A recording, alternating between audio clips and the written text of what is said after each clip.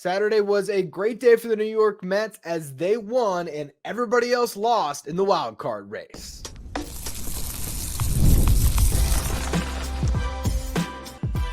You are Locked On Mets, your daily New York Mets podcast, part of the Locked On Podcast Network, your team every day. Hello to all you amazing Mets fans. You're watching Locked On Mets, part of the Locked On Podcast Network, your team every day. I'm your host, Ryan Finkelstein. If you want to find any of my work, follow me on X at Finkelstein Ryan. You can also find some of my writing at justbaseball.com, where I work as the managing editor.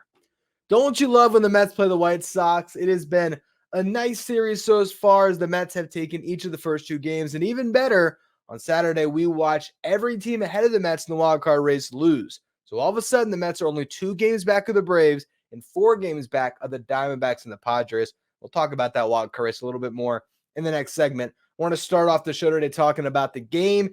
And Pete Alonso starting to swing a hot bat. He hits a 2-run homer in the first inning. It was a bloop and a blast. Mark Vientos got a 2-out bloop single. Pete Alonso made it count, hit a 2-run homer on the first pitch he saw, a hanging slider. Jesse Winker went back-to-back, and Jose Quintana had a 3-run lead before he even stepped foot on the mound.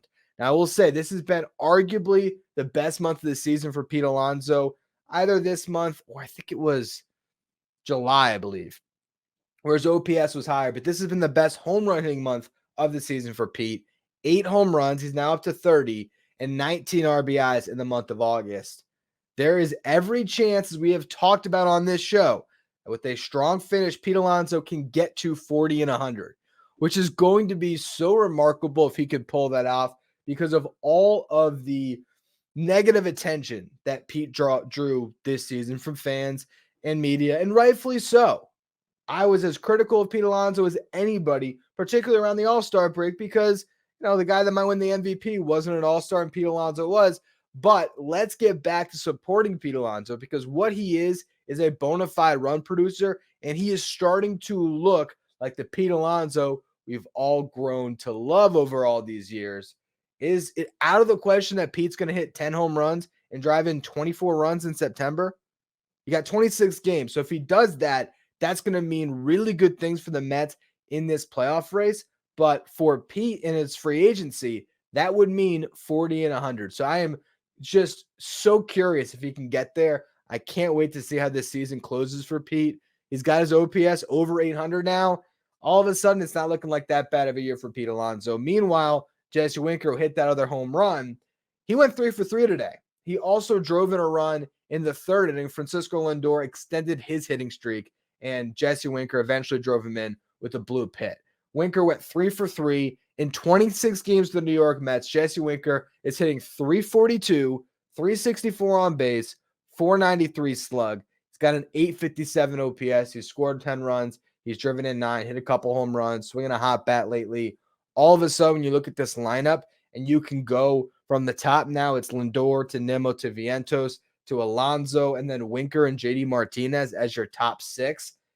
That's really tough for any team to combat. And then you can still have guys like Jeff McNeil and Starling Marte.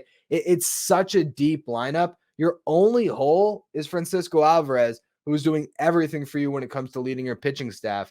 And then if it's not him, it's Terens. But this lineup is rolling. They've scored 5 runs here. I think it's been 6 of the last 9 games here on this road trip. So they're really starting to come together offensively. And that's what we've talked about with this team. When the bats go, the team's going to follow. I mean, that is the part of this team that's special is the offense. I think the starting pitching has been a stable force, and we've talked about that. The bullpen is the biggest concern. But if this lineup can be hot here for these final 26 games, watch out for your New York Mets. And I think there's a very real chance they're going to make the playoffs. It might even make some noise when they get there. So a really good game offensively from the Mets here. And Jose Quintana didn't have an incredible start.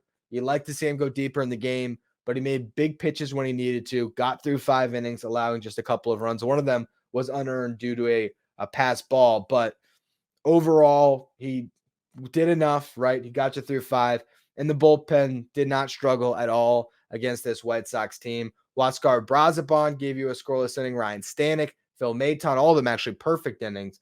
It wasn't until Jose Budo came on in the 9th inning that we saw any reliever struggle, and he ended up giving up 3 hits and a run, but ultimately gets through that save situation and gets his 3rd save of the season.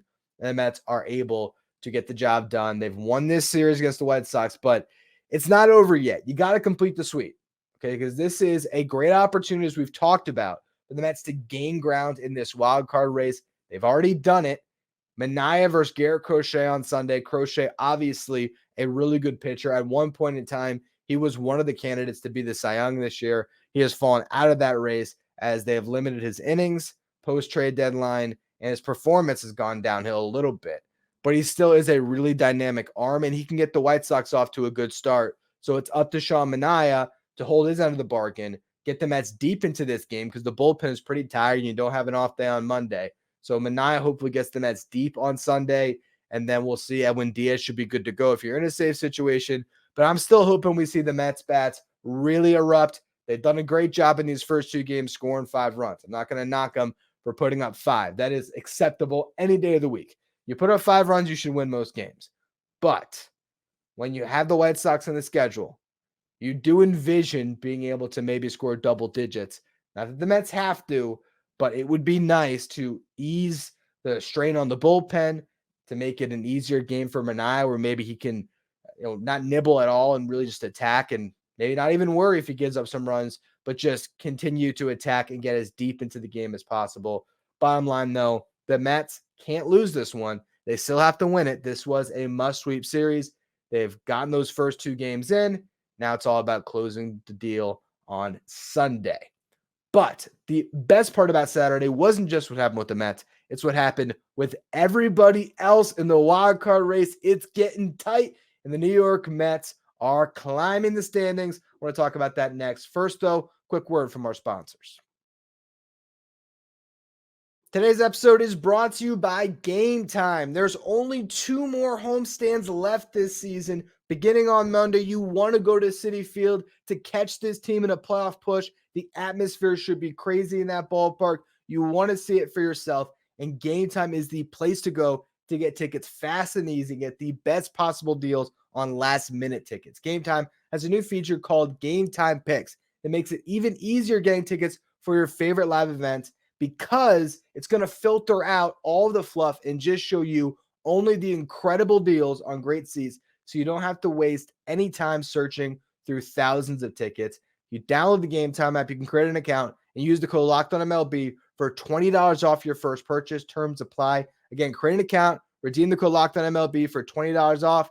Download Game Time today. What time is it? It's game time.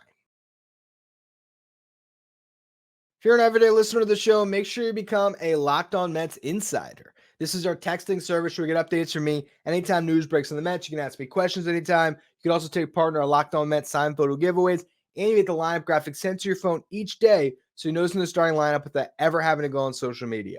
If you want to be a Locked On Mets insider, find a link in the episode description. Go to subtext.com/LockedOnMets. So it all worked out in the Mets' favor on Saturday. The Braves lost. The Padres lost. The Diamondbacks lost. The Mets are now 2 games back of the Braves, 4 games back of those other 2 teams. And shout out to Zach Wheeler. He did what he had to for his former club, pitched 7 scoreless innings against the Braves, allowed just 4 hits, no walks, 7 strikeouts, lowered his season ERA to 2.63. There's a chance that Zach Wheeler is going to be the Cy Young this year. I think he was my pick over at Just Baseball before the season started. You can quote me on that. I'm not entirely sure, but I'm pretty sure I had Zach Wheeler winning it. And just crazy how well he has pitched in Philadelphia. Man, that's the one that got away. And for any of you who listened to this show since the beginning, since 2019, the amount of extend Zach Wheeler shows I did in that first year of Locked On Mets, where I didn't even know what I was doing with this podcast. And man, that take aged well in some respects and poorly in others. Well, because Zach Wheeler has been one of the best pitchers in baseball. You might make an argument he's been the best pitcher in baseball over the last 5 years, but it hasn't been with the Mets. So frustrating, but also for this weekend, a really good thing for this team. Max Fried pitched for the Braves, gave up 3 runs in 7 innings pitched. On Sunday, you got Aaron Nola versus Spencer Schwellenbach for Sunday Night Baseball. Hopefully Nola can deliver and the Phillies can beat the Braves, and if the Mets complete their sweep of the White Sox, could be looking at a measly 1-game lead for Atlanta in this wild card race. It is crazy how quickly things can change. Meanwhile, the Padres lost to the Rays by a score of 11-4. The Diamondbacks lost to the Dodgers by a score of 8-6. We talked about this on yesterday's show. Both of those teams are going to play each other to close the season, and the Mets had the tiebreaker over both of them as well. So if this race gets closer and closer and closer and the Mets climb, even if the Braves go off down the stretch, if the Mets can get within a game of those two teams entering the final series, and then the Mets would have to do really well against the Brewers. But this really could come down to a point where even if the Braves were to beat the Mets in that second to last series of the season and get the edge on the season series and in the wild card race, if one of those other two teams is close, you still have other avenues to make it into the playoffs. So I'm feeling better and better about the Mets' chances with each passing day. Obviously, it helps when you're playing a team as bad as the White Sox, but at the same time, you got to give the Mets credit for winning that series against Arizona, for splitting the series against the Padres, for beating the Orioles. If you look at how the month of August has gone, it did not start well. There was that really tough road trip, 4 cities, 10 days. The Mets lose the series at the beginning of it to the Angels, get swept by the Mariners at the end. They then face the A's when they come home. They lose that series. They started out the month with a record of 5-8. Since then, over the past 15 games, the Mets have completely flipped the script and they've gone 10-5. All of a sudden, you look at their record for the month, they end up finishing 15-13. Not incredible, but not a losing month. They did their job to keep their head above water, and now it's time to hit that liftoff. Final stretch run of this season, 26 games left to play in September. This team has every possibility to make the playoffs. If they win on Sunday against the White Sox, they would move to 73-64 with 25 games left to play. That means if they went 15-10 down the stretch, they're an 88-win team, and that might be enough to make the playoffs. If they had to get to 90, then they only had to go but still, they had to go 17-8. We talked about the math earlier this week. Well, now the math changes because of how well the Mets played. They just had to finish this job against the White Sox. And then you look at the schedule beyond that, you're going to play the Red Sox, the Reds, and the Blue Jays. These are 3 series after this, 2 at home, 1 on the road, that the Mets have to win before you get into that stretch of the schedule where you're going to play the Phillies a lot over a couple weeks. Was it 3 games in Philly, I think? 3 games in Philly, 4 games at home? I believe that's what it is. Regardless, it's going to be 7 games against the Phillies around your final couple weeks of the season. Really, it's 7 against the Phillies, 3 against the Braves, 3 against the Brewers, and then you have a series in there against the Nationals. It's going to be a tough close to the season, but the Mets have played tough teams well, so I like their chances, especially with where this starting lineup is at now. I mean, the Jesse Winker addition has been massive. JD Martinez finally swinging a hot bat. Pete Alonso, if he can have his best month of the season in September, where all the pressure on him personally is sort of off, I think at this point, he is so far removed from the trade deadline, and it's all about just here and now and being everything he can for this current club. If this is the last year of Pete Alonso in a Mets uniform, let's see him go out in style. I would love nothing more than a 10 home run month for Pete Alonso in September, get to that 40 number, and help his team get into the playoffs. From that point on, you never know what magic can happen there. But I just look at this lineup right now, and we'll talk about what they did for their September call-ups. But they are in a position where the 13 guys they have, when you look at the guys that you're going to see every day, the Lindor, Alonso, Nimmo, Vientos, that group with then, Iglesias and McNeil mixing in the infield and then the outfield, the rotation between Winker, Marte, Taylor, Bader. They are so deep as a club right now that I just think they're going to have an ability to continue to put runs up throughout the rest of the season. And that is going to be the difference, in my opinion, that should get them into a playoff spot. We'll see how it all shakes out, but it's definitely feeling a lot better now that the Mets have, they've won 3 in a row now. And if they can finish off the sweep, we're going to be looking at the road ahead come Monday and thinking, all right, this Mets team is right there within 5 games of all of these teams now. Does not look as daunting. But September call-ups are here. We know who's coming up for the Mets. So So I'll break that down in the next segment. Also, some injury updates on Paul Blackburn, Christian Scott, and Kodai Senga. So we'll touch on the reinforcements the Mets will get for their pitching staff. All of that in just a minute. First, though, another word from our sponsors. Today's episode is brought to you by Liquid IV, my favorite drink right now. This is the new firecracker popsicle flavor. You get some cherry, some lemon lime, some raspberry. All you do is you pour that delicious pouch into 16 ounces of water, and you're going to get hydrated with electrolytes, essential vitamins, and clinically tested nutrients from the #1 powdered hydration brand in America. What I love about Liquid IV is the convenience. See how easy that was? Nice drink right here. And the taste is, oh, man, that's good. Hold on. You tear, you pour, you enjoy, you live more with Liquid IV. You're going to get more essential vitamins, electrolytes, clinically tested nutrients that turn ordinary water into extraordinary hydration. Always non-GMO, vegan, gluten-free, dairy-free, and soy-free. No more thirsty summers. When you indulge in hydration with Liquid IV, get 20% off your first order of Liquid IV when you go to liquidiv.com and use the code MLB at checkout. That's 20% off your first order when you shop Better Hydration today using promo code MLB at liquidiv.com. I think my throat sounds even better now with Liquid IV. It just tastes so good. Again, 20% off liquidiv.com. Stay up to date with all the latest in the world of sports when you check out Locked On Sports Today, streaming 24/7 on YouTube. All right, so we now know the September call-ups. It is going to be Alex Young on the pitcher side, and shockingly enough, Pablo Reyes on the position player front. Alex Young, we've seen him before. He was on the 40-man roster. He allowed 1 run in 7 innings with the Mets. Left-handed reliever, very good changeup. He's going to come back up here, give you another option to Danny Young when it comes to lefties in the Mets bullpen. I talked about this, I think it was 2 shows ago. I guess that would have been Friday's show.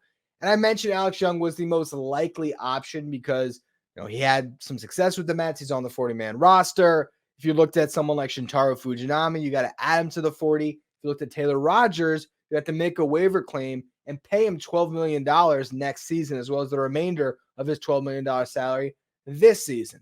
I thought money alone, that was a risk worth taking. David Stearns, the Mets front office, Steve Cohen, they decided not. And you know what? Maybe they're right. Maybe Alex Young can give you something similar to what Taylor Rogers would have given you down the stretch. And regardless, maybe they're just comfortable with where their bullpen's at. Maybe they believe in the group that they have. We'll see how it all works out. But I think the upgrades at this stage of the season are going to be marginal. If the Mets are going to have a good close to their season, they're going to need the incumbents to get the job done. Between Edwin Diaz to Jose Budo, Phil Maton, Adam Ottavino, Ryan Stanek, Huascar Brazaban. These are the guys that they're going to be going to war with. And I think it could be just fine. They've looked great the last couple days, but that could just be some White Sox hitting for you. We'll see how that holds up when they're facing some tougher teams next week and then much tougher teams down the stretch. And they still do have the ability to add a Shintaro Fujinami to the roster if they wanted to, but he won't be able to pitch in October. He's not part of the 40-man roster come September 1st. So that option's off the table when the games really, really matter. If you do get that far, obviously the games matter a whole lot in September too, though. So we'll see. The Mets have options still to keep mixing and matching. And one other option that they could have is they could leave Tyler McGill on the roster when Paul Blackburn comes back. We've talked about that a lot the last couple of days, giving them a long man for this bullpen, which would help when you have a bad start potentially to have someone that could soak up some innings. I think that's probably a more valuable use of a 9th reliever than an Alex Young. They might make the argument that 2 lefties is better, and we'll see what the decision is once that time comes. And we do have a better understanding of the timetable because Paul Blackburn is going to make a rehab start in Syracuse on Tuesday. And that would put him in line to pitch on Sunday if they wanted to. That would mean he'd be pitching as soon as he's eligible to return off of the IL. If it was my decision, though, I would wait on that. So here's how the pitching lines up for the next couple of weeks, really. So you have Sean Manaea to close out this White Sox series. Then against the Red Sox at home, it's going to be Luis Severino, David Peterson, and then Tyler McGill will make his second start in the rotation. For the following series against the Reds, you have a day off. Then it would be Quintana, Manaea, and you could go to Blackburn on the 8th. Or you could stick with Severino, who would already be pitching on 5 days rest. If it's me, I'm sticking with Severino. And honestly, I'm sticking with David Peterson next for Monday, the first game against the Blue Jays, which would then line up Paul Blackburn to pitch a week from his rehab start on Tuesday, the second game of that series against the Blue Jays. Now, why is that important to me to see the Mets line things up this way? I would like the Mets to keep Manaea, Severino, and Peterson in line, because if you count the spots of the rotation throughout the rest of the season, look at each turn.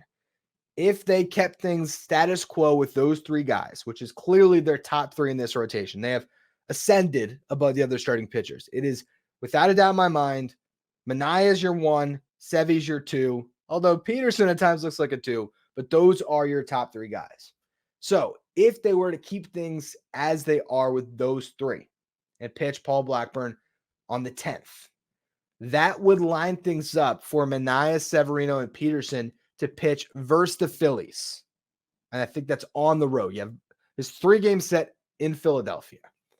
Then later on, that series against the Braves in Atlanta, it would again set up for Manaea, Severino, and Peterson. And you'd still have Sean Manaea lined up to pitch a 162 if that game matters. If it doesn't matter, if the Mets clinch before that, then you would be able to have your top 3 guys, assuming Kodai Senga is not back and ready for a playoff start, good to go, fresh, ready for a potential wild card series. Now let's talk about Kodai Senga, because he could be back if the Mets make it into October, maybe even pitch down the stretch. Who knows? He's playing catch up to 90 feet. We learned that. I failed to mention on yesterday's show, so I think we learned that on Saturday, if I'm not mistaken, Friday or Saturday. But regardless, what we know is Kodai Senga is upright. The last time we had heard, he was throwing, from a seated position, keeping his arm moving, but not up. Now he's up playing catch. That's still a far cry from throwing bullpens, from being able to field his position, which is the biggest thing you're concerned about with a lower leg injury. But he's at least throwing, getting that arm going. Hopefully he'll be back to bullpen soon. And I would think if the Mets get there, they should be able to have Kodai Senga in some capacity in October. Now, the same thing could be true with Christian Scott, who's actually ahead of Kodai Senga in his return. He threw a bullpen full go this week, just fastballs and changeups, but still he was throwing those as hard as he can, the whole deal. The question now is, when is he going to start throwing breaking balls? I believe that's going to be, I think Carlos Mendoza said on Tuesday. Don't quote me on that, but it's coming up in this upcoming week here. Once that goes well, then you move on to facing some live hitters, and then eventually a rehab start in Syracuse.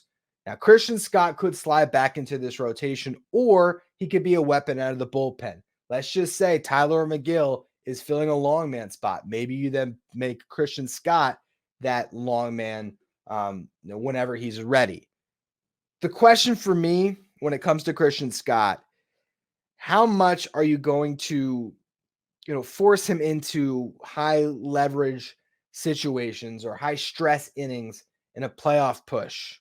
Like how has this injury really progressed? What do you think the risk is for Christian Scott? If there is no risk, then yeah, put him back out there. He can help you. At the same time, are they going to plug him into the rotation ahead of a Paul Blackburn, a Jose Quintana?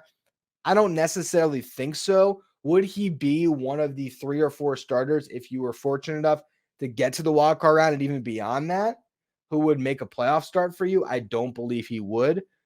And then are you going to put him in the bullpen over relievers who are more durable and able to go on multiple different days? So I'm still not entirely sure if Christian Scott is going to have a role on this team down the stretch, but he is potentially in the mix if they need an arm.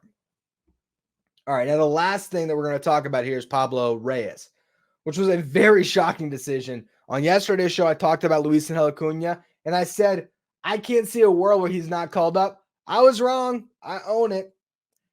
And it makes some sense. And here's what this move tells me.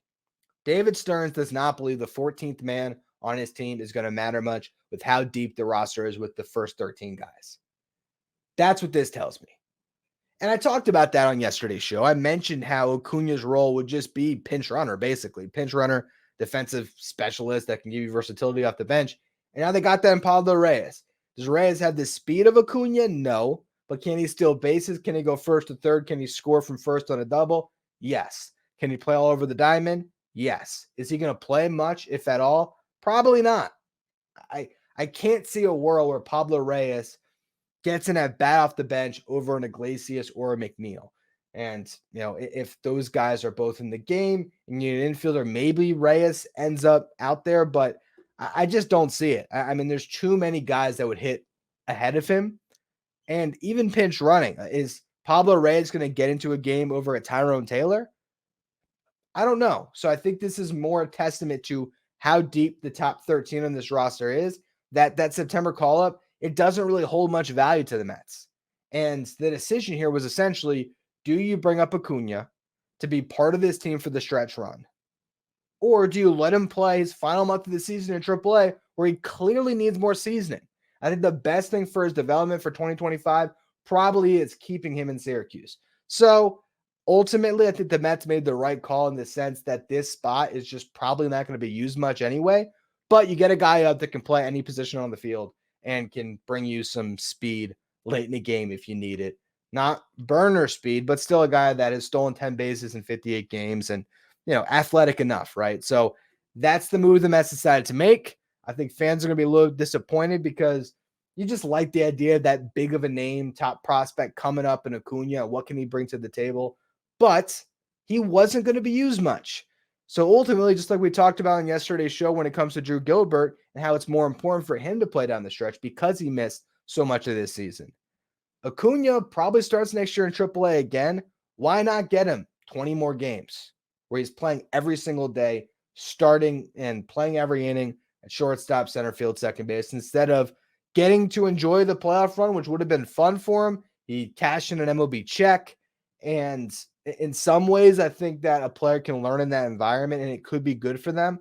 But ultimately, playing is better than not playing for your top prospects. And I believe that is a decision that the Mets made here. Anyway, that's going to be all for today's show. Tomorrow, we'll talk about whatever happened to close out this series against the White Sox. We'll preview what's coming up ahead against the Red Sox and so much more. I appreciate all of you. Continue to tune in every day as we get to this stretch run of the season. Make sure you follow, rate, and review wherever you get your podcast. If you're watching on YouTube, do me a favor, hit that subscribe button. The goal is to get to 10,000 subs by the end of the season. So I appreciate all of you who continue to subscribe. You can follow me on Next at Finkelstein Ryan. Follow the show at Locked On Mets. Thank you for making Locked On Mets your first listen, your first watch every day. And after your second watch, head over to YouTube and check out the first ever 24/7 streaming channel that covers everything the world of sports. I'm talking about Locked On Sports Today with our local experts from each team, our league-wide experts from each league. Find Locked On Sports Today streaming 24/7 on YouTube.